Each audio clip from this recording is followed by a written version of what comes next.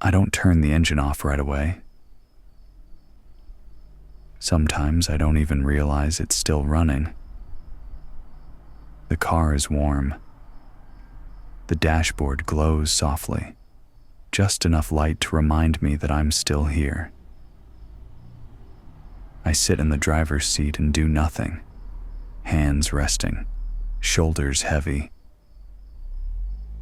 The day is technically over, but somehow it hasn't ended yet.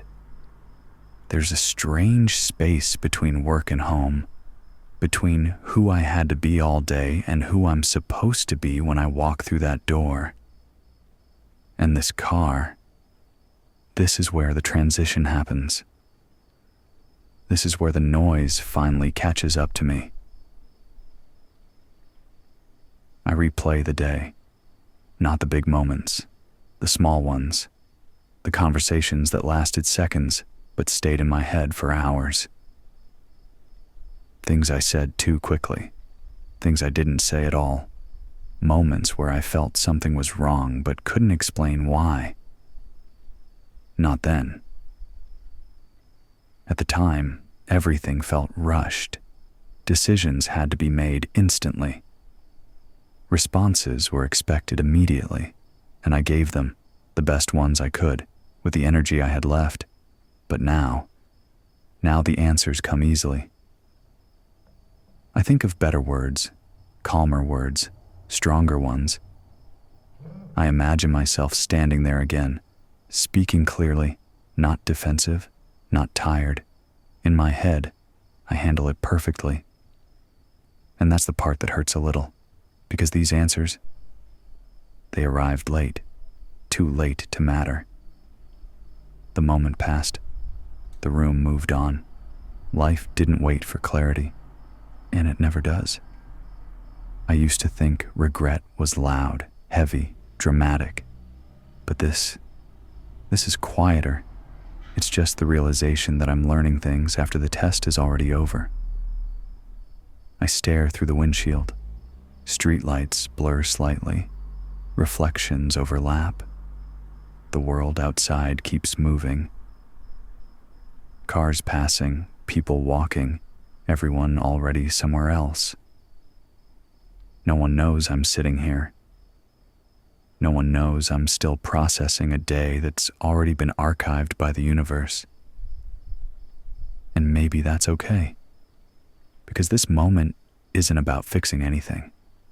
It's about understanding. This is the only place where I don't have to perform, where I don't have to explain myself, where I can admit things quietly. I'm tired, not just physically, mentally, tired of always reacting, tired of carrying expectations that were never spoken out loud, but somehow still feel mandatory. Here, alone, I let the armor loosen.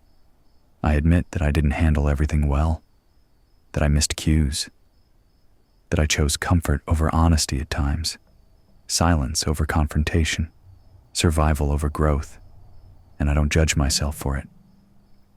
Not anymore, because I see it now, and seeing it matters. The past doesn't come back. I've accepted that. There's no rewind button. No alternate version where I say the perfect thing and everything magically aligns. But tomorrow is still untouched. And maybe tomorrow I'll remember this version of myself, sitting in the car, thinking slower, seeing clearer. Maybe I'll recognize the moment while it's happening, not after it's gone. I take a deep breath, long inhale, slow exhale. The tension eases, just a little. I reach for the door handle but pause, not because I'm afraid to go inside, but because I know this quiet won't last. Once I step out, roles return, voices return, responsibilities resume. And that's fine. This pause was never meant to be permanent. It's just a checkpoint. I step out of the car not because I have all the answers, but because staying here forever would change nothing.